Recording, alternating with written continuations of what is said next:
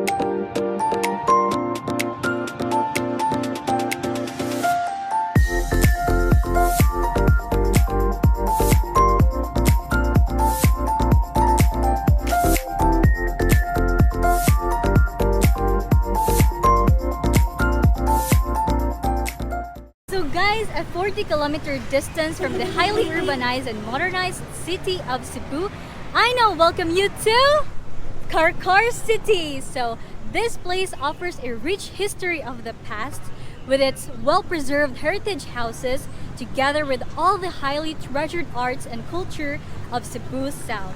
So just a quick throwback, guys. Before the city got its name Carcar, that was from a town in Spain, and from the old folks calling it a scabcad because of a sturdy fern that is abundant in the area.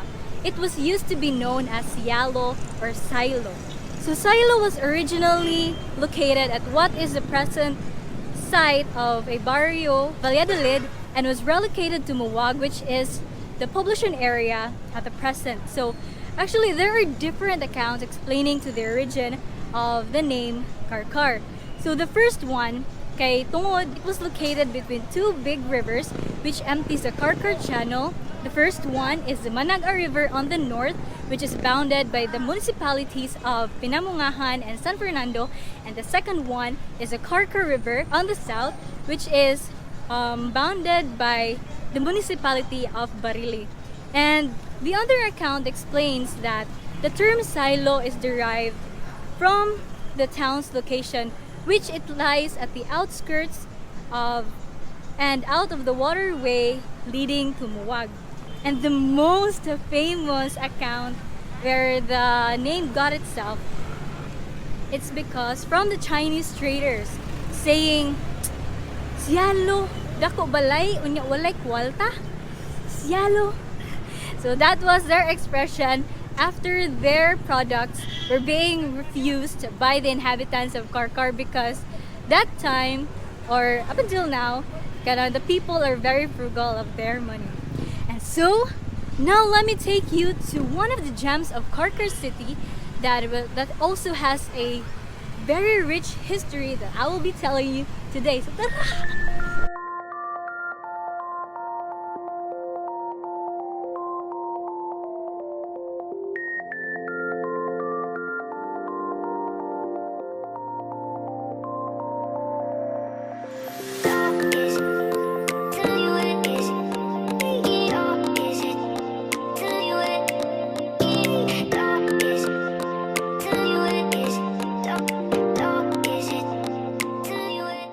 Oopsies! So before I will take you to the church, do you know that in 1559, by the order of the Augustinian friars, a convent was found dedicated to Nuestra Señora Virgen de la Visitación, or the Our Lady of Visitation, and it is an implication that Carcar was merely a visita of Santo Niño.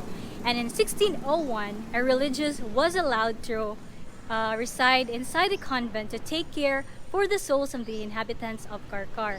And it was in 1611 that the town was placed under the administration of San Nicolas de Naturales de Cebu until 1617, when it was segregated from it, and the separation led to the establishment of St. Catherine Parish in 1620.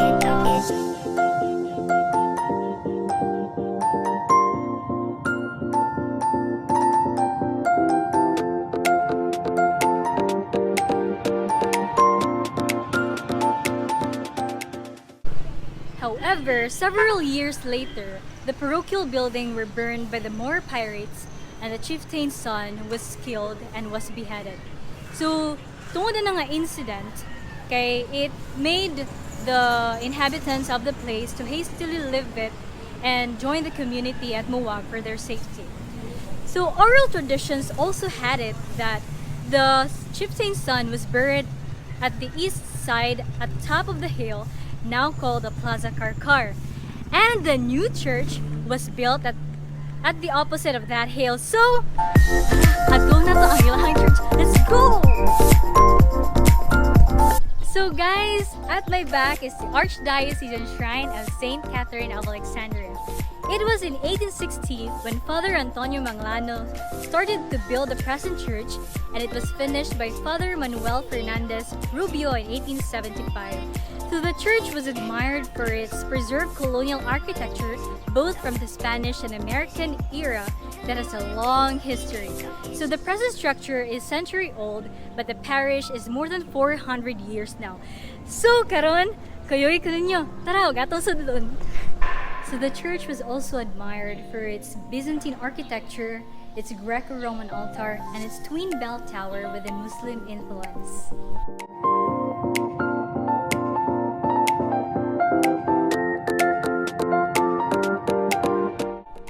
So in the years that followed, Carcar became one of the biggest and oldest Augustinian parishes in the Visayas.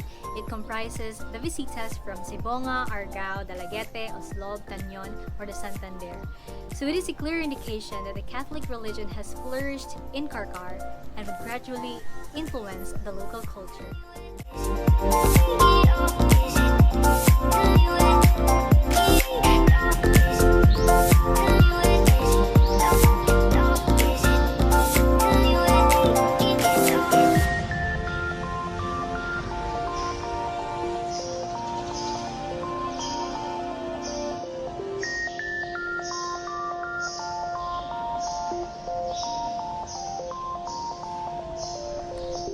So now let us talk about the life of St. Catherine of Alexandria. So she was born in a wealthy pagan couple around 287 in Cyprus, that is an island in the eastern Mediterranean. There she lived in an atmosphere of honors and riches, but she zealously managed all of it and gave alms to the poor. And according to the legend, she was an extremely learned young girl with great courage, where she protested the persecution of Christians under the Roman Emperor Maxentius, whose wife and several soldiers have been converted while she was imprisoned. And she defeated the most eminent scholars summoned by Maxentius to oppose her belief. And then during her subsequent torture, she professed that she had consecrated her virginity to Jesus, her spouse. Natigaan man siya og ni Jesus, and then she was sentenced to death. So ang kaning spiked wheel nga kasagaran na to makita sa image ni St. Catherine of Alexandria was broken when she touched it, kaya man gipray nga pinaagi ana is daghan ang ma-convert. And then she was beheaded by the Roman Emperor Maxentius himself using the sword. So after her death, the angels allegedly took her body to Mount Sinai, where according to the legend, it was discovered about 800 CE.